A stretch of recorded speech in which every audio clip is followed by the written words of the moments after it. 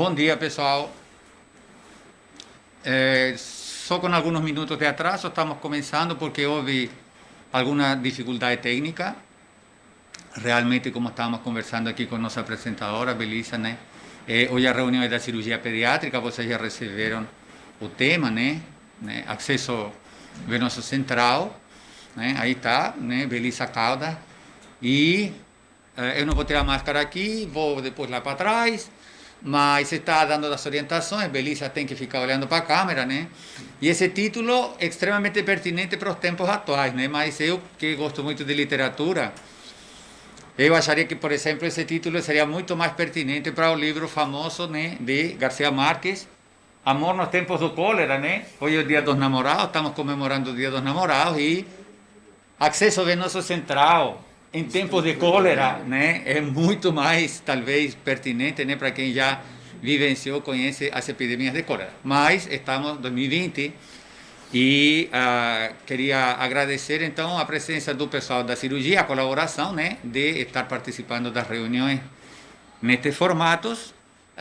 Queria já adiantar de que 8 horas temos uma reunião aqui para discutir um pouco como vai ser a reabertura gradual, né, de alguns serviços. Estava falando com o Dr. Cássio, que está aqui também, quando é que talvez temos a perspectiva de começar cirurgia eletiva.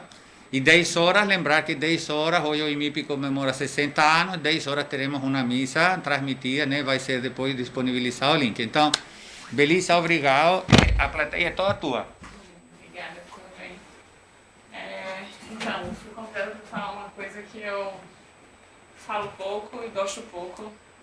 Acho que 70%, 80% ou mais das minhas apresentações aqui no evento foram com relação ao acesso venoso. E a gente está aí, esse ano a gente começou mais essa batalha aqui na assistência à saúde, que é tentar organizar o time de cateto do EMIP, e isso envolve não só assistência, mas a gestão principalmente. E a gente está aos poucos tentando introduzir uma boa parceria, digamos, a gente está caminhando. Então, vamos falar hoje sobre algo que também a gente tem ouvido falar bem pouco nos últimos meses, que é o Covid-19, né? A pandemia que mudou completamente nossa forma de agir, pensar, nem o conflito de interesse a ser declarado. Não está passando, não. Bom, então, Covid-19 e pediatria, na verdade, digamos que a gente está um pouco do lado, entre aspas, privilegiado da pandemia, porque temos pouquíssimos casos comparado aos casos de adulto, tanto de óbito como de casos confirmados, né, em criança. E esses dados foram de 21 de maio, no Brasil 130 óbitos de 0 a 19 anos, no Nordeste, a maioria desses óbitos no Nordeste, 55 óbitos, sendo 0,64% dos óbitos do Brasil e 3% do total de casos confirmados. Então, a gente está do lado da pandemia, que realmente é um pouco mais privilegiado, talvez menos ruim, né? E aí, onde não tem como falar de acesso venoso sem falar dessa instituição, que é a instituição italiana, e aí não é à toa que os documentos principais publicados em acesso vascular e em Covid são dessa sociedade, e também não é à toa diante de como foram os casos de Covid-19 na Itália. E a gente não tem como não citar e não ser referência por esses dois motivos. Então, o que é que o Covid-19 tem a ver com cirurgia pediátrica, né? Se na pediatria a gente está de um lado privilegiado, na cirurgia pediátrica talvez a gente estivesse um pouco mais distante, porque não é uma doença cirúrgica, né? Só que os acessos venosos centrais, na verdade, acaba fazendo esse elo da gente com toda a pediatria, mesmo nos casos não cirúrgicos. E a demanda realmente isso sim, é bem maior. E aí tivemos que realmente nos reorganizar em muitos desafios, com revisão de protocolos, de procedimentos e dos processos de decisão para poder realmente ter decisões inteligentes para uma máxima segurança, tanto do paciente quanto da equipe. Isso quando fala em acesso venoso central, imediatamente se pensa no cirurgião pediátrico, mas sabe-se hoje que o cuidado, inserção, nutrição, envolve não só o cirurgião pediátrico, como o pediatra, o anestesista, a enfermagem, os familiares. A gestão tem que estar lado a lado nisso, senão a gente não consegue avançar. Além de outros setores como o CCH, UTI, neonatal, pediátrica, nefrologia, oncologia. Então, existe uma parceria. O cirurgião ele não é para ser o centro do cuidado do acesso venoso central. Ele está envolvido no processo de inserção, mas o acesso central a gente costuma dizer que é 10% inserção, 90% manutenção. E qual é o objetivo, então, quando a gente fala de acesso venoso central e acesso venoso central em pediatria em Covid?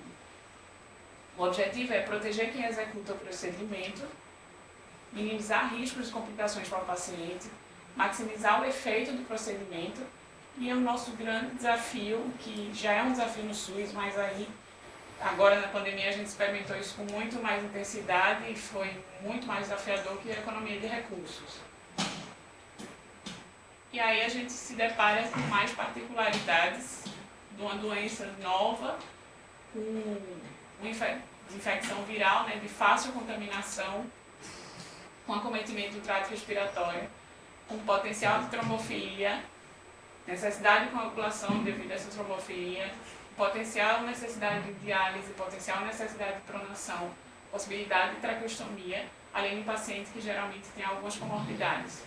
Então, isso aqui no contexto de um acesso venoso, ele é extremamente importante nesse processo de decisão do que fazer, que horas fazer e como fazer.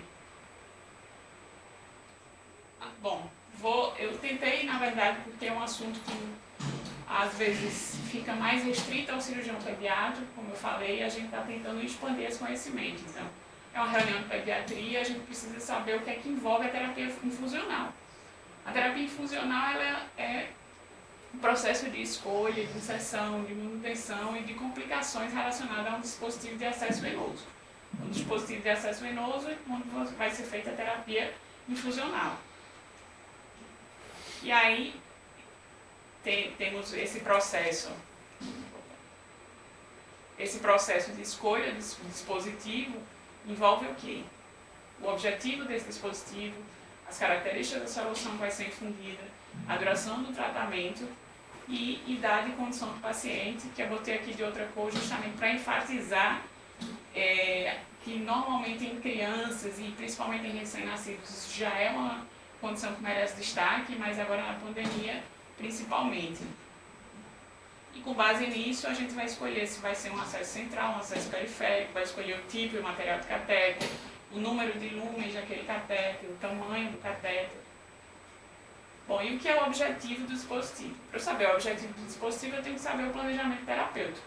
Então, a grande luta dos times de catéter é justamente conscientizar as equipes de assistência que no momento que o paciente chega no hospital, ele precisa de um planejamento terapêutico relacionado à terapia infusional. Então, eu preciso saber qual é o meu planejamento de tratamento para aquele paciente, para eu saber que tipo de solução eu vou infundir com relação à infecção. Então, prejudica o tratamento do paciente, porque às vezes não é iniciado da forma adequada.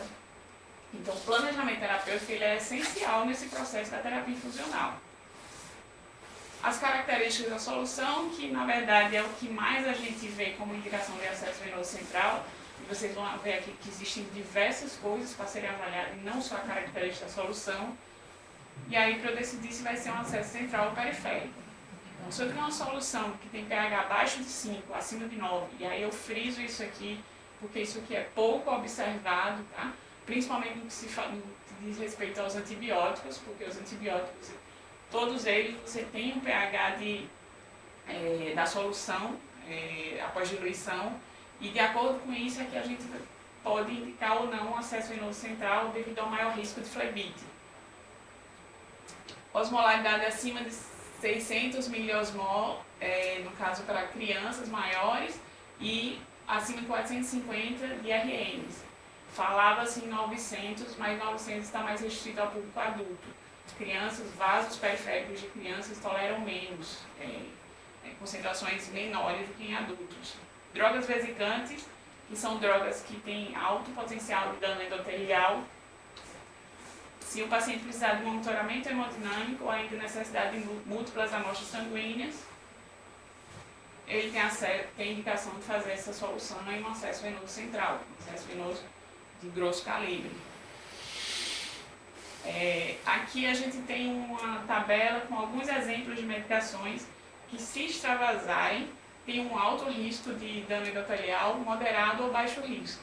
Nenhuma delas não tem nenhum risco, mas a gente tem as que são com risco maior e com risco menor, e aí, com base nisso, para a gente poder indicar as com maior risco para um acesso central e as de menor risco para um acesso periférico.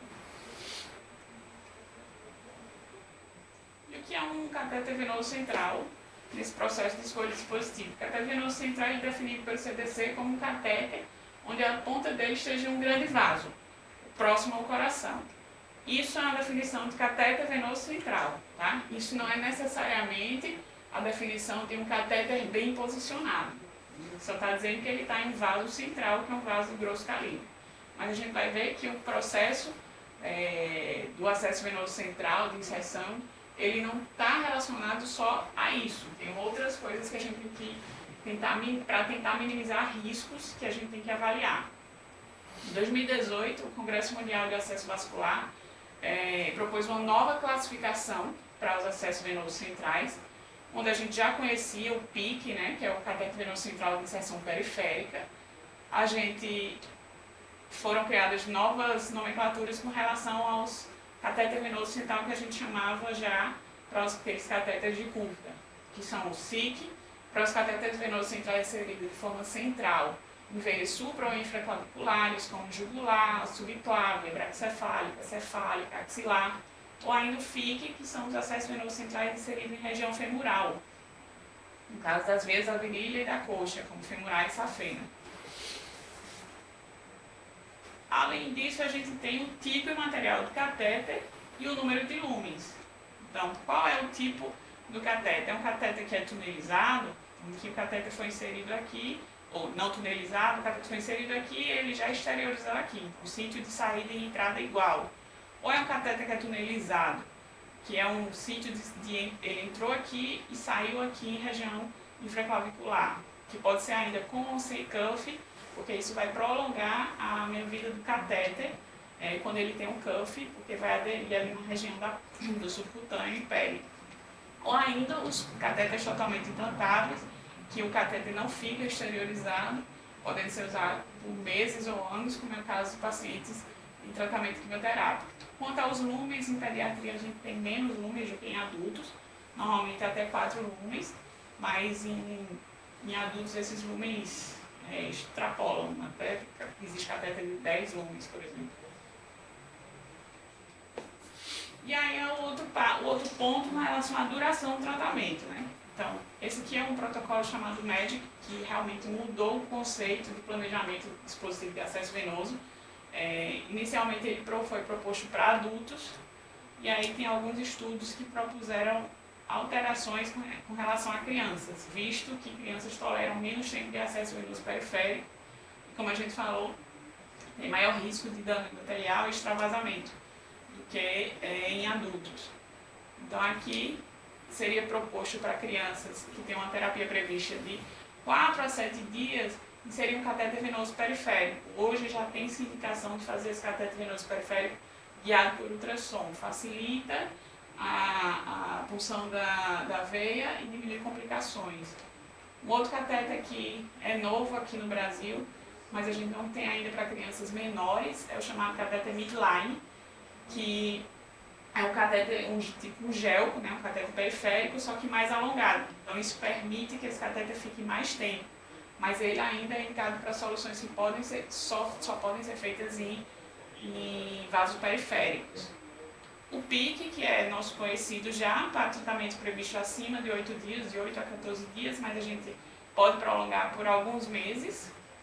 Tem sido usado, inclusive, para tratamento quimioterápico em alguns pacientes.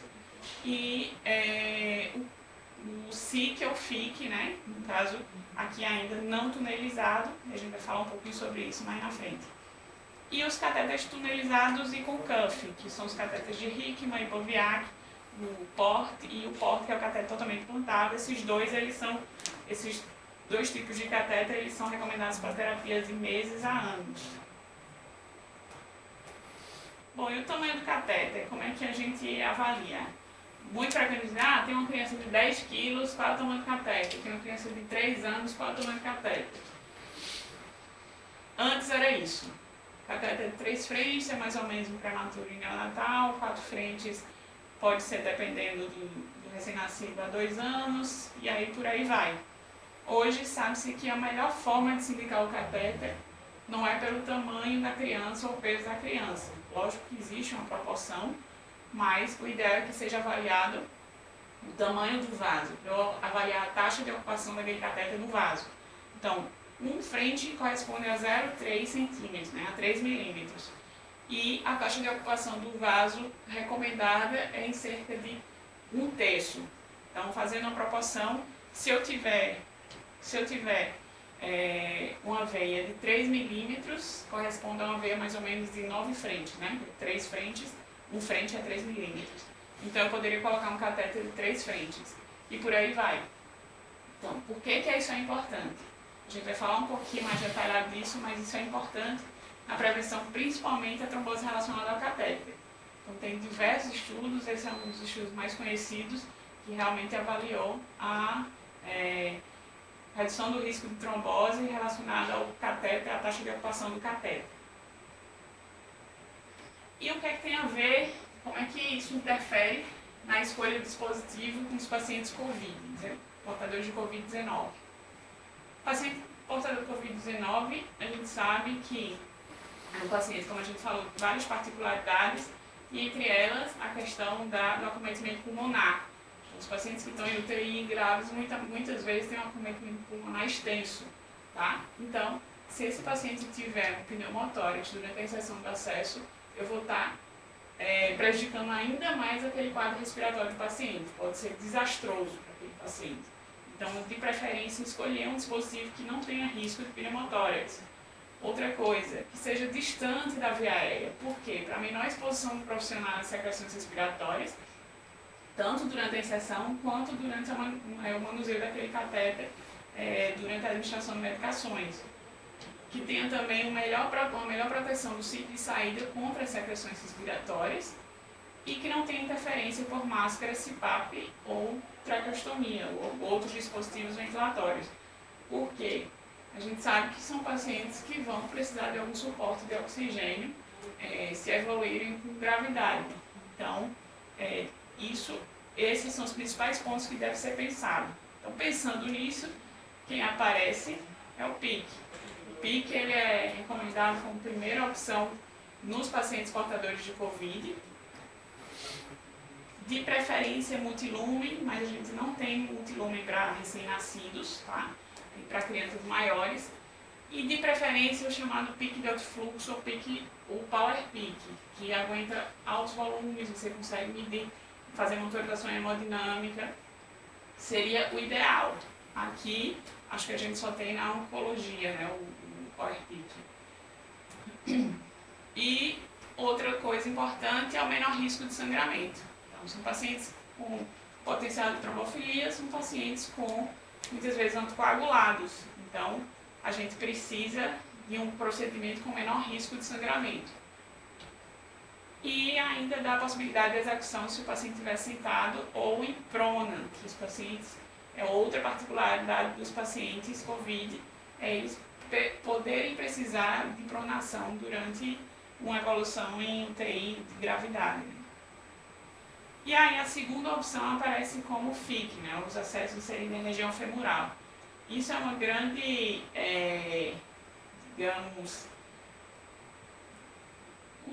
um grande desafio com relação, porque assim, o catéter femoral, ele não é à toa que ele foi classificado nessa última classificação do Congresso Mundial à parte, porque ele não é para ser primeira opção nem segunda opção habitual nos pacientes.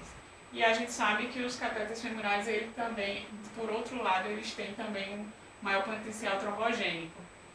Então, só que ele se encaixa nesses perfis. Então, a indicação do Gave-Celt é que a primeira opção seja o PIC e a segunda opção seja o FIC devido a isso. E aí, de preferência, mais de um lumen e tunelizar para o terço médio da coxa, tá? Porque a tunelização você garante, protege mais o catéter de infecção e você distanciaria mais a região da virilha, onde tem mais contaminação, pacientes, crianças que geralmente fazem uso de fralda. E falamos da escolha dispositiva, a gente escolheu o dispositivo adequado para o paciente, agora a gente vai inserir o dispositivo. Então aqui entra não só o cirurgião, mas a enfermeira, né, que vai inserir o PIC. Então quais os objetivos? Lembrando, voltando lá, a gente tem que proteger quem executa o procedimento, tem que minimizar riscos para o paciente, maximizar o efeito do procedimento e economizar recursos. Então para proteger quem executa o procedimento eu preciso de EPI. Para minimizar riscos de complicações para o paciente, eu preciso seguir o bundle de inserção de catéter, usar ultrassom, o chamado tip location, ou tip navigation, que é o posicionamento da ponta do catéter, e ainda a fixação do curativo. Falando de EPI, ele fala, proteja o cirurgião. Tá? Então, proteja o cirurgião em situações normais. Na verdade, a gente usa gorro, propé, máscara cirúrgica para proteger o paciente. Para não contaminar o paciente, a gente usa também avental estéreo e luva estéreo, no sentido de reduzir a infecção. Só que agora ele é usado também no sentido de proteção de quem executa o procedimento. E aí o EPI COVID foi acrescentado a máscara N95, o avental impermeável estéreo, o face shield, que é a proteção facial, e com ou sem óculos de proteção. A questão da máscara N95 e do avental impermeável estéreo, o avental impermeável estéreo tem nota recente da Anvisa, nota técnica em relação a procedimentos cirúrgicos e baseado em documentos também do CDC, para procedimentos chamados de alto risco, com alto risco de liberação de secreção. A gente está lidando com sangue, fazendo uma punção venosa, então o ideal é que se use um avental impermeável estéreo.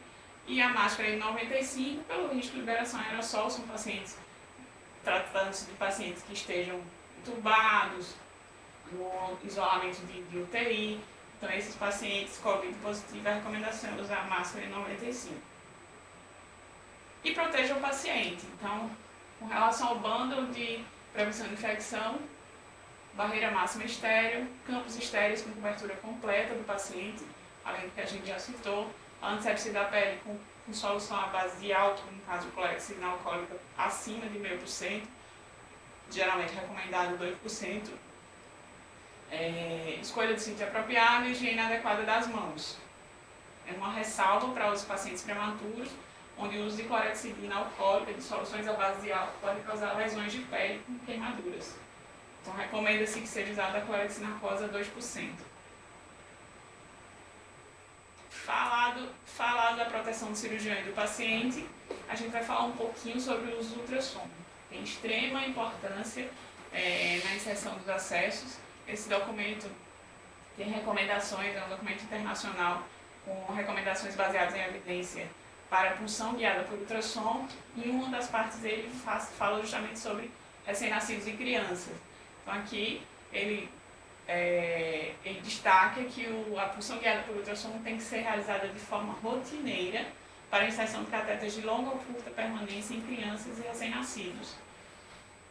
Ainda também pode ser considerado para, como eu citei, a inserção de catéteres venosos periféricos, tá?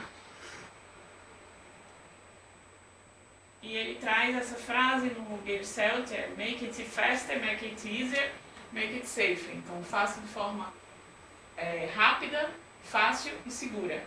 Então, no contexto do Covid, principalmente, isso faz toda a diferença para também ter menor exposição do profissional e menor risco para o paciente. E lembrando que é uma aula direcionada ao Covid, mas tudo que eu estou falando aqui, acabou o Covid, continuam as mesmas recomendações desse aspecto geral, tá? Então, recentemente também lançado um protocolo RAPEVA e RACEVA, que são protocolos para rastreio de vasos o rapego de vasos periféricos e o rastreio de vasos centrais. A punção guiada por ultrassom, o posicionamento da ponta do catéter e a avaliação de complicações. Então, com ultrassom, eu consigo fazer tudo isso e de forma rápida e segura. Então, Raceva, aqui exemplificando, é um rápido rastreio dos vasos. Então, antes de fazer o procedimento, a gente faz esse rastreio, avalia jugular externa, jugular interna, desce aqui para a fossa supraclavicular, vai avaliar tronco braquicefálico. Aqui a gente avalia ainda um pouquinho da subclávia, que é mais difícil em crianças, e na região infraclavicular a gente vai avaliar a veia axilar e a veia cefálica. Então, isso aqui a gente dá para fazer em menos de 1 minuto, antes de fazer o procedimento. Aqui o Rapeva, começa da fossa cubital, antecubital, a gente vai ver veia cubital, braquial, cefálica, vai subir para axilar até chegar na subclave. Aqui só mostrando novamente o rastreio, a direção que é feita em região cervical, a gente vem até a região peitoral. Pode ir. Aqui foi um dos problemas técnicos que a gente teve e não conseguiu resolver, mas deixa eu ver se vai. Então isso aqui foi aqui no hospital, uma criança de 3 quilos, onde eu estava avaliando, fazendo um Raceva para avaliar qual vaso ia funcionar e para a gente também escolher o tamanho do catéter. Aqui no ultrassom, a gente vê essa aqui colabadazinha, é a jugular, e aqui a carótida, na região cervical. E aí o movimento que eu vou fazer é justamente de cima para baixo. Tu pode dar o play? Ficou de lado aí, vocês botam a cabeça um pouquinho de lado. E aí eu venho daqui da região cervical para a região da fossa supraclavicular. Pode dar o play no outro, acho que o outro não vai ficar bem. Pode passar o próximo. Tem um melhor. Pode passar. Aí comigo. Então aqui eu fiz o rastreio dos vasos. Agora eu vou posicionar o paciente. Isso aqui vermelhinho foi do probe na região cervical da criança durante a avaliação. Então a gente estava ideal, extremamente importante também nesse processo de inserção do dispositivo que seja feito em ambiente adequado, com posicionamento adequado e com sedação, com anestesia adequada. Senão a gente não consegue, faz parte desse processo e a gente não vai conseguir atender ao que é necessário para essa criança.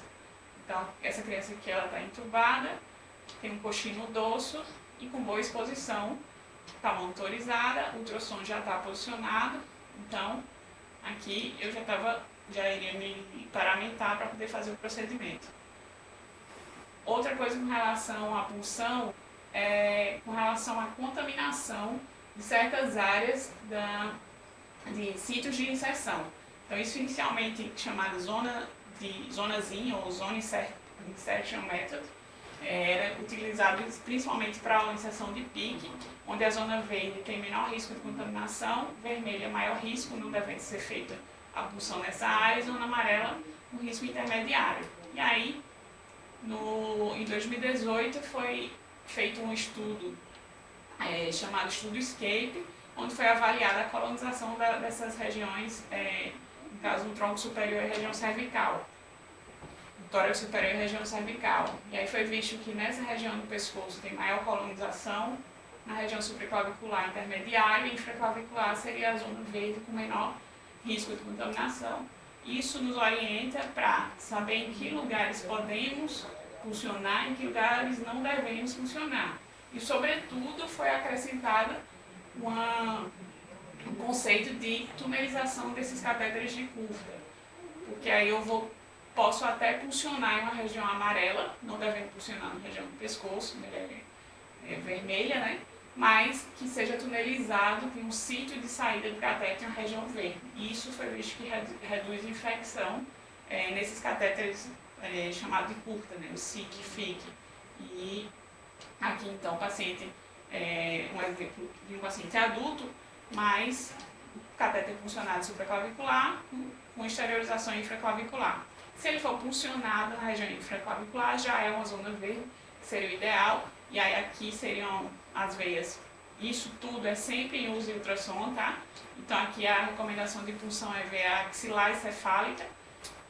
Aqui a gente poderia puncionar a jugular mais baixa, já na inserção do tronco, ou tronco braquicefálico, ou ainda subclave, e tunelizar para essa região. E aqui tunelizaria para a região um pouco mais abaixo, para manter o conceito da tunelização como proteção de infecção, prevenção de infecção. Então aqui uma criança, para mostrar para vocês, ela teve uma inserção aqui no tronco braquicefálico, então região amarela, já próxima da verde, já mais próxima da verde, e o cateter foi esterilizado aqui em região infraclavicular. Aqui ele está com o curativo já. E aí a gente vem para um contexto de Covid, que a gente viu aquelas particularidades de potencial de traqueostomia. Então, nunca, de preferência, nunca fazer uma punção próximo a um local de traqueostomia, tá? Não fazer em jugular, que esse cateter está em jugular, aqui também. Então, não realizar nessas regiões, tá? E aí, e o uso do ultrassom em Covid? É complicado quando a gente pensa mais uma coisa para eu potencialmente contaminar, mais um dispositivo que eu posso contaminar, o ultrassom. E aí foi que cresceu bastante a recomendação de uso de dispositivos wireless, que a gente já conhece, já tem no Brasil, que são esses dispositivos que têm vários probes, tem um probe linear, tem um probe setorial, tem um probe convexo. E aí a gente consegue proteger totalmente no saco estéreo, né, no saco de proteção estéreo. O sinal é mandado para uma tela de celular ou então para um iPad, um dispositivo, um tablet, né? E o dispositivo, para onde for lançada a imagem, tem que estar também protegido com um saco não estéreo, com a proteção não estéreo. Se não tem um dispositivo wireless, isso não isenta de fazer a higienização adequada, certo? Se não tem um dispositivo wireless, de preferência o ultrassom que seja usado só na unidade COVID, para eu tentar diminuir esse risco de contaminação. E se for compartilhado, atenção redobrada à higienização. Vocês vejam que em nenhum momento ele diz, se não tiver um só para a unidade ou não tiver wireless, não usa. Não usa o ultrassom, ele não é considerado em nenhum documento atual, tá? E além disso, o ultrassom vai servir para avaliar complicações pulmonares. Se foi um paciente que não teve jeito, eu tive que não deu para funcionar PIC, nem FIC, então tive que funcionar em região, funcionar o SIC. Então, o que é que eu vou fazer? Eu já consigo avaliar com ultrassom, já por meio da avaliação do tórax anterior, se tem um pneumotórax, e ainda consigo avaliar se tem um derrame pleural. O posicionamento da ponta também é possível fazer com ultrassom, tá? O tip navigation, que é durante a inserção do catéter, eu vou vendo para onde ele está indo, para diminuir ou isentar aqueles problemas de subir o catéter, a gente já vê durante o procedimento, em vez de só ver depois onde é que está a ponta desse catéter, para onde está indo a ponta desse catéter. E com o probe convexo setorial, que é de eco transtorácico, a gente consegue ver a localização, posicionar a ponta do catéter. É um dos métodos, tem digamos que seja a segunda opção hoje em dia, e a primeira opção seria para o chamado ECG intracavitário. O que é o ECG intracavitário? A gente vê esse nome e acha que é um absurdo. Na verdade, é um método com menor custo e maior acurácia hoje, disponível para criança e adulto, rápido e de fácil aprendizado. Problema: a gente não tem muito ainda aqui no Brasil com relação ao SUS, o custo acessível, tá? Mas é basicamente um eletrodo que vem estéreo junto com o catéter.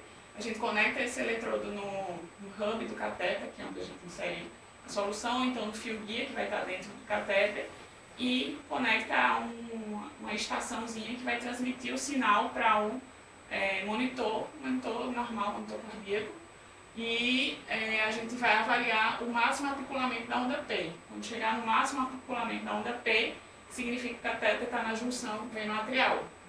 E aí o catéter está bem posicionado. Esse cabo ele é de uso único, descartável. Eu acho que eu não tenho aqui não, tinha pego, esqueci.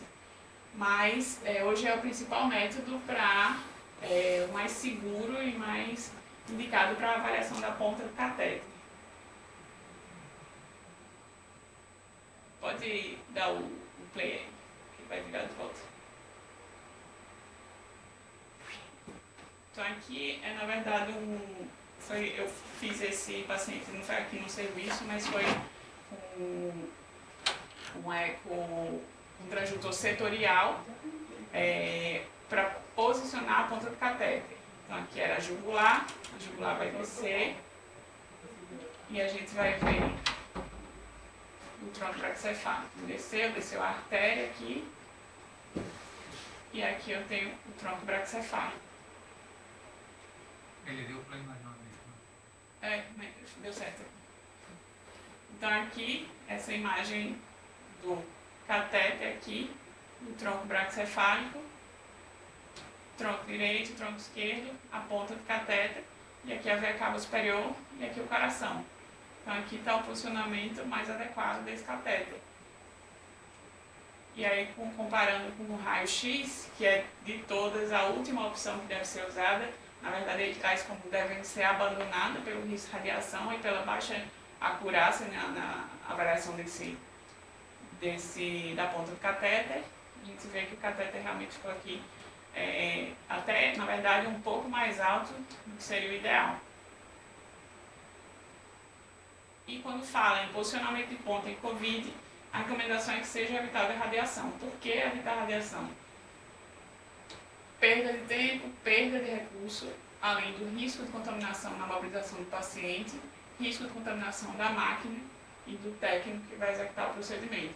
Além de ser mais caro, apesar de a gente achar que é mais barato, os estudos mostram que uma máquina de endoscopia, isso traz um maior custo de compra e manutenção. E é o método com menor acurácia. E por fim, eu inseri o catéter, agora eu vou fixar esse catéter. Então, a recomendação é que sejam feitas fixações sem pontos, chamadas sutureless, o uso de cola, que pode ser cola de cianoacrilato, mais comumente usada, que é super bond, só que seria para uso, no caso, como biomaterial, né? Estéreo, curativo transparente estéreo e a estabilização do catéter. No intuito de quê? Prevenir a perda do catéter, estabilizar o catéter, porque o catéter não estabilizado, o que seria estabilizar o catéter? Quando a gente insere um catéter, muitas vezes a gente chega, o paciente perdeu o catéter, a gente vê, saiu, foi para um lado, foi para o outro, rodou esse catéter, está todo torcido. Isso é um catéter que não estava estabilizado, mas a gente não tem como estabilizar se a gente não tiver dispositivos de estabilização, tá? E também tem o objetivo de prevenção da infecção.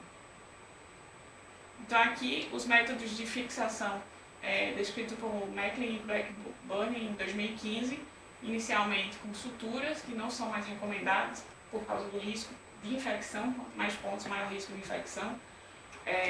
Métodos com fitas adesivas, e aí os dispositivos de fixação sem ponto, mais conhecido, a marca mais conhecida como StatLock, que é esse dispositivo, tem uma foto melhor mais na frente. Ou ainda, mais recente, que também a gente não tem no Brasil, é esse dispositivo de ancoragem subcutânea. Então aqui a gente vê um paciente, ele está, se você ver, ele está tracostomizado e o cateter está longe. Foi feito em região axilar, mais possível para a zona V. O cateter está com esse dispositivo de fixação subcutânea, curativo transparente estéreo e vocês vão ver aqui, deixa eu ver se tem.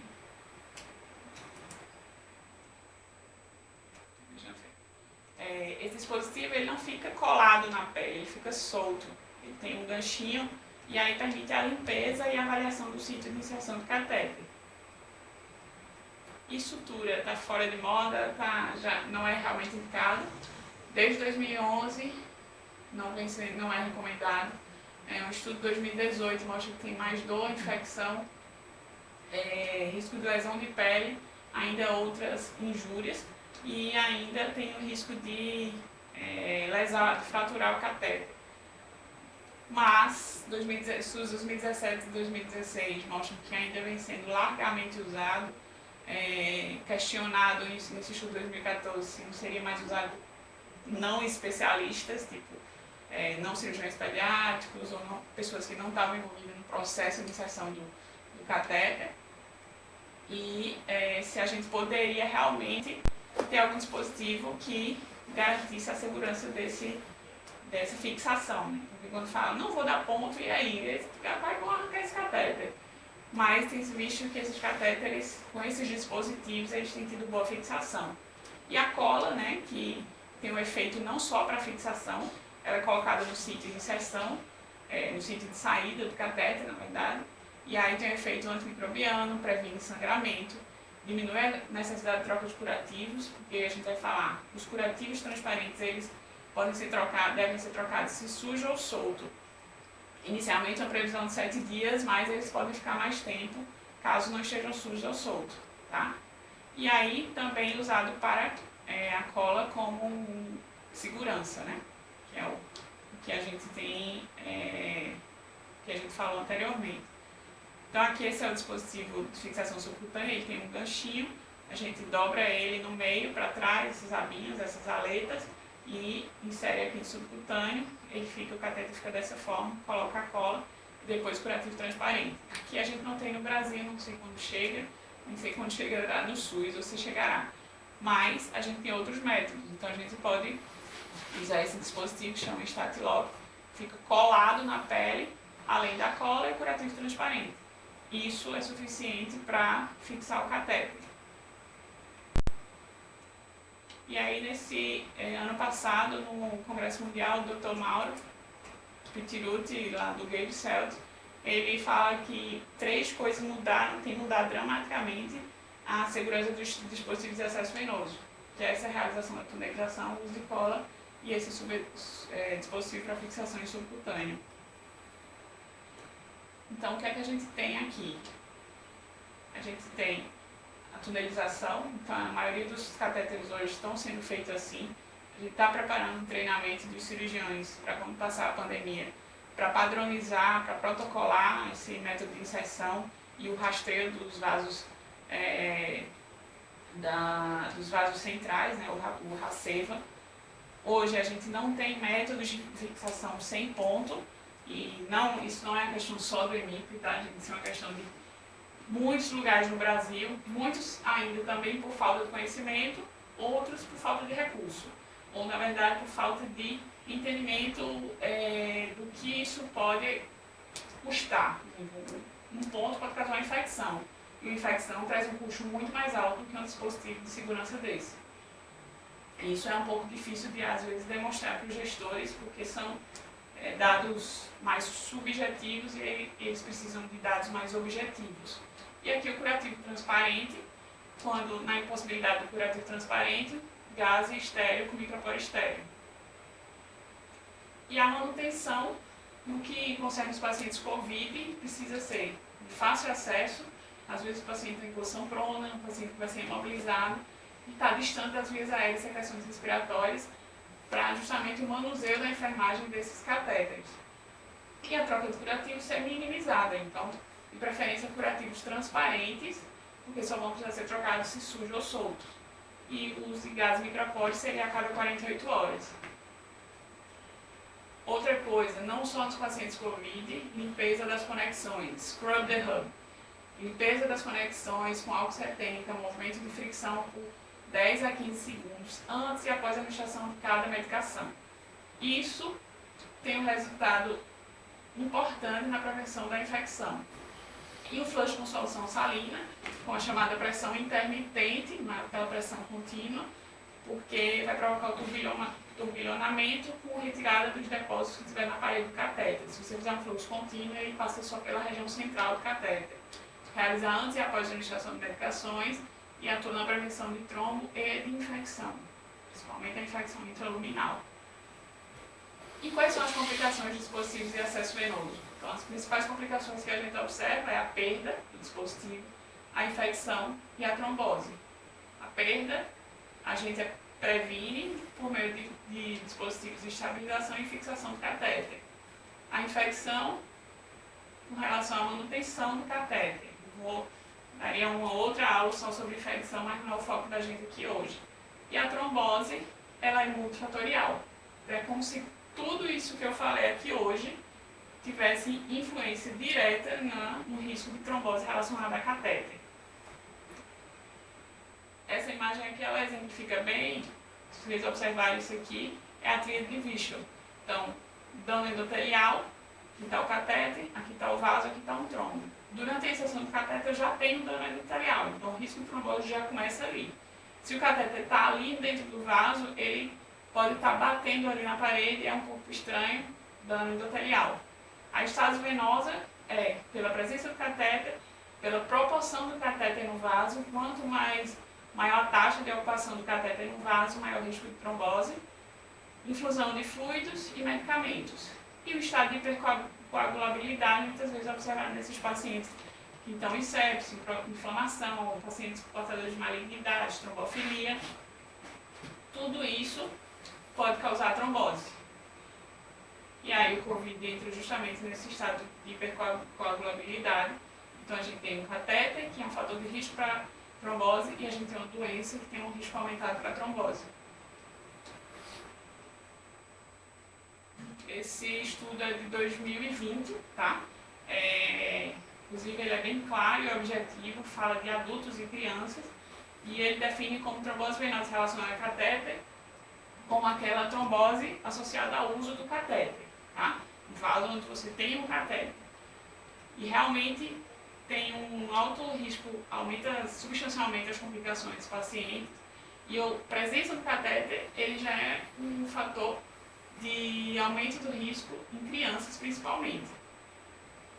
Estima-se que aumente em cerca de que a trombose relacionada a catéter seja 50% a 80% das tromboses venosas em crianças. Tá? E, como eu falei, em crianças tem uma incidência que varia, isso varia justamente por causa desses fatores, pode variar de 2% a 82%, tá? E a presença do catéter já é fator único para risco de trombose venosa profunda. Quais são os fatores de risco? Aqui, isso é o mais importante, não só dos pacientes COVID positivo, mas no manejo de qualquer paciente que use catéter. Múltiplas tentativas de punção, vai ter múltiplos danos endoteliais, predispondo aumentando o risco de trombose. Catéter que ocupa mais de 30% a 45% de âmbito do vaso. Posicionamento da ponta inadequada. Se ela estiver no vaso, o ideal, fala-se até que é preferível que ela esteja dentro do átrio do que no vaso. O ideal é que ela esteja já na saída da veia cava para entrar no vaso. Porque se ela fica no vaso, ela vai ter dano endotelial. Dissecções venosas, então, eu tenho maior agressão do vaso quando eu faço uma dissecção do que quando faço uma punção. Isso aumenta o risco de trombose. Prematuridade, malignidade e estágio de hipercoagulabilidade, como a gente falou da nossa situação atual do Covid-19. Como é que eu vou prevenir isso? Evitando múltiplas punções, escolhendo o catéter de acordo com a taxa de ocupação do vaso, posicionamento adequado do catéter, evitando secções, e isso eu consigo como? Ultrassom, ultrassom, ultrassom, ultrassom. Preciso treinar ultrassom e preciso ter um ultrassom no centro cirúrgico na UTI. Sem isso aqui, eu não consigo fazer o resto. Então, hoje é uma situação muito complicada em alguns serviços. No nosso serviço, a gente não tem um ultrassom disponível no centro cirúrgico.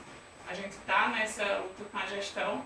Não é fácil, é um dispositivo caro. Não adianta também comprar um dispositivo que não vai atender às necessidades.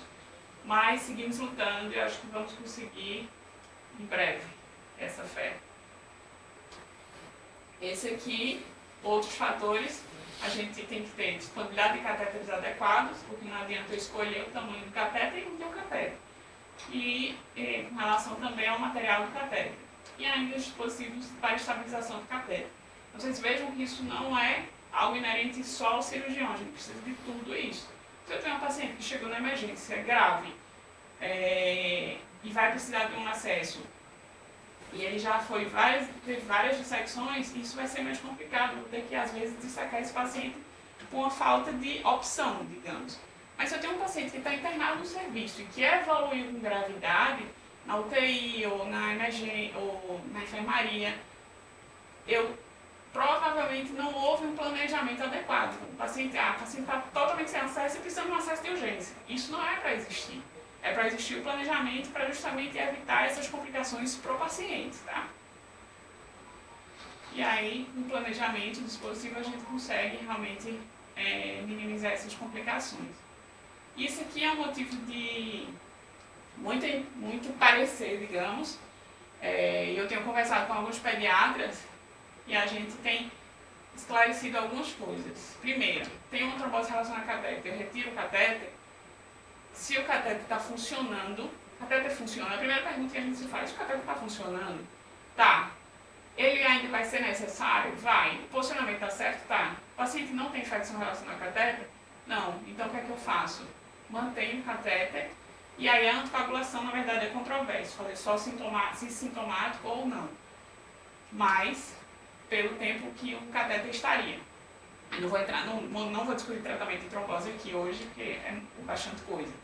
Mas, se o catéter não funciona, tem como restabelecer esse catéter? Sim. E aí eu volto nesse quadro.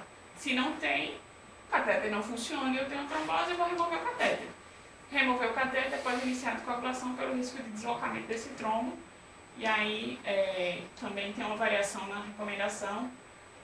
Isso tem no guideline do estudo CHEST 2012 e também, mais recentemente, 2018, da Associação Americana de Hematologia.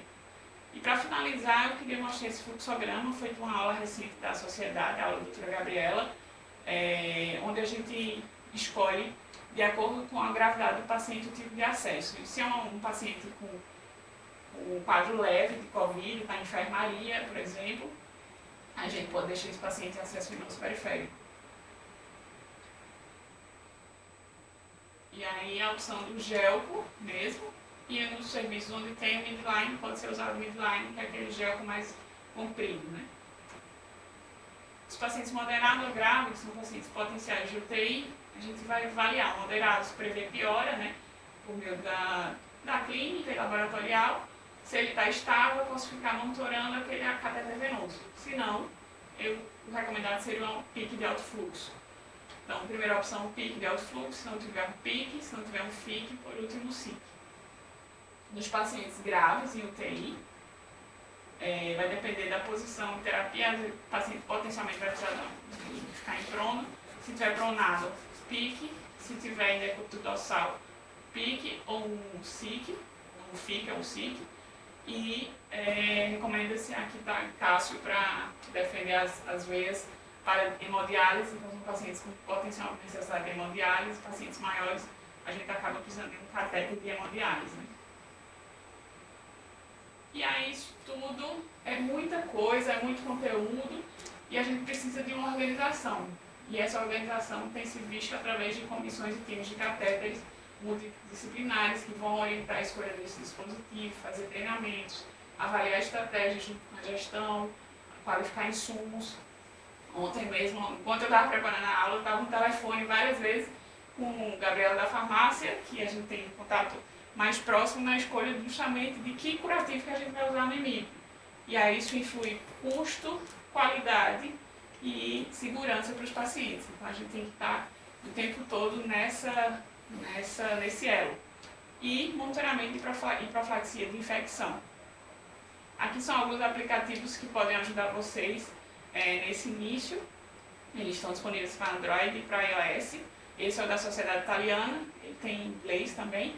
E esse aqui é o Magic, que é mais direcionado para adultos. E passei aqui, não sei nem quanto tempo deu, eu estou bem, acho que finalizando agora, mas para vocês complementarem, eu queria que essa aula fosse depois desse evento, para poder trazer atualizações para vocês. Mas não deu, enfim, dia 17 e 18, semana que vem, serão 2 tardes, e esse horário aqui é o horário, não é, o horário daqui vai ser às 11, de 11 da manhã às 2 da tarde. Acesso vascular e Covid-19, o Dr. Pitiroto vai estar falando sobre algumas coisas também, e vários outros especialistas na área. Se inscrevam, é gratuito, é um evento muito, muito grandioso, é anual, e esse ano vai ser justamente sobre acesso venoso e Covid. muito obrigada. Só queria deixar essa frase que eu costumo usar praticamente em todas as minhas apresentações, porque por mais que a gente leia, ela é muito representativa. E agora, durante a pandemia, a gente pôde observar isso muito de perto. Então, uma patologia que leva a óbito, alguma complicação, por pouco que representa percentualmente na casuística, como a gente começou vendo no início da pandemia, agora numa proporção muito maior, para o paciente e para a família, equivale a 100%. Então, isso é uma coisa que a gente tem que estar martelando para poder lembrar disso, que aquele paciente que teve uma trombose, que perdeu vaso, que a gente não luta por uma preservação venosa, pode chegar num ponto que ele não tem o que fazer. Como a gente viu vários pacientes, Cássio está aqui com os pacientes renais, que são, digamos, a parte mais delicada da rede venosa, e isso a gente tem que pensar sempre. Da hora que o paciente chega, a hora que o paciente sai, o tratamento, o planejamento da terapia infusional tem que ser bem pensado e bem respeitado, porque isso influencia no resto do tratamento do paciente. E é isso. Muito bate, né, professor? Passa de conta que as nossas palmas com o Cássio, né, são as palmas da plateia, eu achei fantástico. Como tu me perguntaste a questão do horário, infelizmente extrapolamos um pouquinho o horário por conta disso, mas o essencial, né, tem aqui à direita os comentários, a gente não pode ter perguntas assim diretamente, né, tivemos algum problema. Luciana, aí, parabéns pela apresentação, veio óbvio, digamos, né, isso daí eu vou fazer eco, aí tivemos alguma dificuldade técnica. Basicamente vou tentar resumir talvez o que está ali, né? Você está vendo aí as parabéns para ti e tal. Então eu queria assim de corpo presente, estando tu aqui, e eu também dizer que eu fiquei maravilhado, fiquei encantado com tua apresentação, a forma em que você simplifica tanta sofisticação para quem começou há muito tempo atrás fazendo às vezes acessos venosos centrais de uma maneira, eu não diria artesanal, mas era uma dissecção venosa dentro do seu conhecimento anatômico. E alguns pediatras que nos aproximamos um pouco depois de alguma punção percutânea, especialmente subclave, de uma maneira muito simples, praticamente sem sofisticação, distante de tudo isto que tu estás colocando aqui, que vem de alguma maneira, claro, aumenta custos, mas aumenta a segurança. Então, como vamos ter que ir equilibrando tudo isto? Eu queria destacar sobretudo na tua apresentação a questão da utilização cada vez mais da ultrassonografia como um elemento simples, né? Quando você coloca, olha, eu tenho um transdutor, eu tenho um negocinho aqui que pode ser wireless e que pode ir para meu telefone celular. Não é só para este procedimento. Há muito tempo eu venho estimulando isso na pediatria, para o exame, é um complemento do exame pulmonar, inclusive hoje em dia, para doenças outras. Sim. Então, definitivamente, como tu colocou, é muito conhecimento. Eu acho que isto daqui, sei que, por exemplo, muitos residentes não estão neste momento no seu, né, não frequentam isto, né, mas vamos ter que repetir, talvez discussões fracionadas de pontos específicos, caso talvez queria colocar alguma coisa em relação Na a isso. verdade, tem uma coisa que eu acho importante, que a gente precisa falar quando a gente fala de acesso central, não só no Covid, mas sobre tudo que está desenvolvendo no hospital, que é uma luta da cirurgia pediátrica, é uma luta particular de Belisa, e é uma coisa que a gente vai tentar cada vez mais. No IMIP, graças a Deus, o acesso venoso central para a pediatria sempre foi uma coisa relativamente fácil de conseguir. Então a cirurgia pediátrica sempre fez um esforço muito grande para que não faltasse a condição de tratamento com acesso venoso para o pediatra. Só que isso fez com que a gente, às vezes, deixasse de perceber o quanto o acesso venoso é uma coisa que tem repercussões na vida da criança e no tratamento da criança. E a cirurgia pediátrica, ela tem lutado, de um modo geral, meio que sozinha, para tentar melhorar as condições de acesso venoso no hospital, porque quando a gente fala acesso venoso em geral, não é só acesso venoso central. E aí eu vou fazer um apelo para o pessoal da pediatria que está assistindo com a gente, entendeu? Para o Dr. Rubem e para todos nós. Essa luta não é só nossa. Então, assim, por exemplo, recentemente, eu já tive paciente que eu perdi por falta de acesso na diálise. Eu já tive paciente que a gente perdeu por falta de acesso no berçário, que a gente tinha que secar todas as vezes no menino.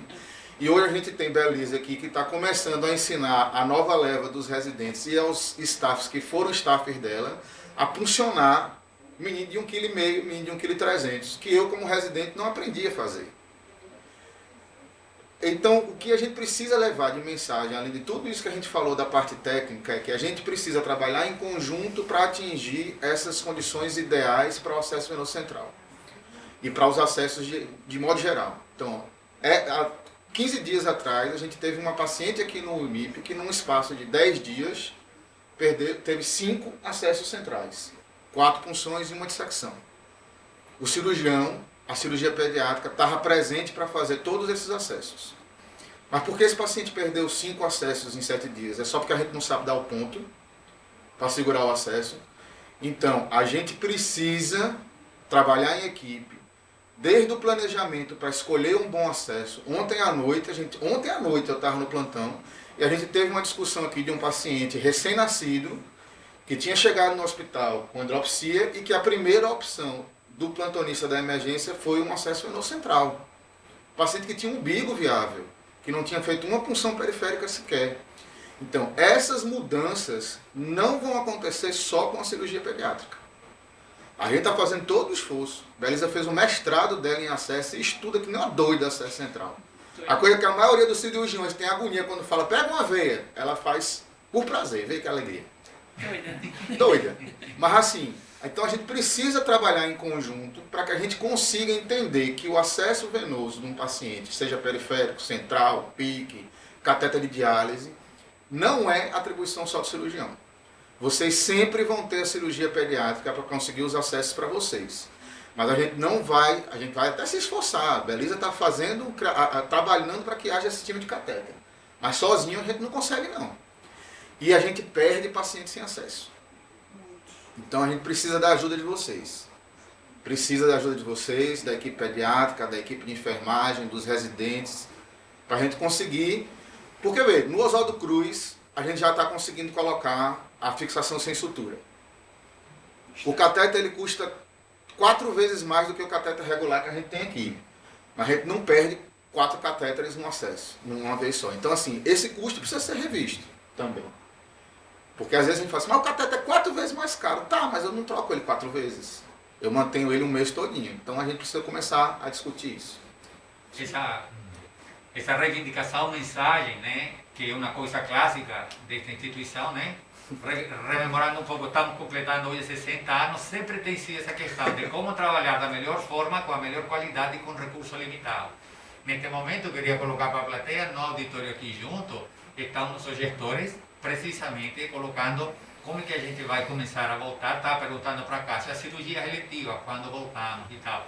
Mas este perfil de paciente vai continuar a chegar aqui, como o caso estávamos comentando, ontem de noite, né? Chega um recém-nascido grave e eu lembraria um dos chefes, né, que teve aqui alguma época, Dr. Giliad, quando o Dr. Giliad brigava com os pediatras, quando ele era chamado para um acesso venoso, encontrava um recém-nascido e ele disse, sabe, me dê aqui, isso daqui, porque isso aqui é um umbigo, tá certo?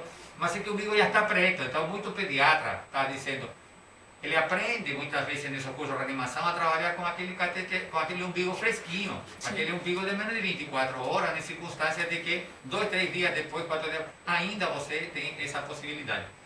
Mas eu fiquei encantado sobre toda essa questão. É caro, provavelmente sim, ainda estamos caros, mas quando a gente acompanha, né, a evolução dos custos da tecnologia que tu ficas incorporando, beleza?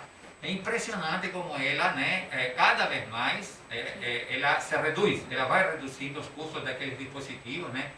E definitivamente eu acho que a gente está entrando num patamar novo de qualidade dentro daquilo que está sendo proposto para estes pacientes graves. Então, esta reunião vamos ter que repeti-la, talvez repeti-la sectorizar, como está colocando aí Júlia, né? Vê aí, tem excelente aula, parabéns, um bocado de gente, né? Mas sobretudo Júlia, que foi durante anos nossa chefe, a coordenadora que implementou aqui. Esteve na minha banca de mestrado, na minha qualificação com então, Júlia, considerações. Pronto, está vendo? Júlia aí está sendo mencionada especificamente, ela sempre está conosco. Então, obrigado, Júlia, pelos teus comentários. Então, obrigado para vocês. Eu que agradeço o convite. E, como te digo, repetiremos isto, com inclusive as reivindicações, e esperamos ter sucesso. Então, de novo, Eu bato Só palma. queria dizer que eu faço acesso, geralmente, como o Cássio falou, vou fazer um acesso feliz, mas é um acesso que tem indicação adequada, tá, gente? Um planejamento adequado. Então não aguardem que eu vá sorrir em todos os acessos, não, né, Cássio? Ainda existe uma cirurgia pediátrica aqui dentro, tá, gente? Mas é isso, eu agradeço demais. Pronto, pessoal, bom dia então. Bom dia para pra todos, boa sexta-feira, logo. bom fim de semana. Certo? E na próxima sexta-feira estaremos aqui, né, se tudo correr bem, né, 7h15, de novo com Intolerância ao Glúten, que é a nossa programação de reunião. Tchau. Tchau. Tchau.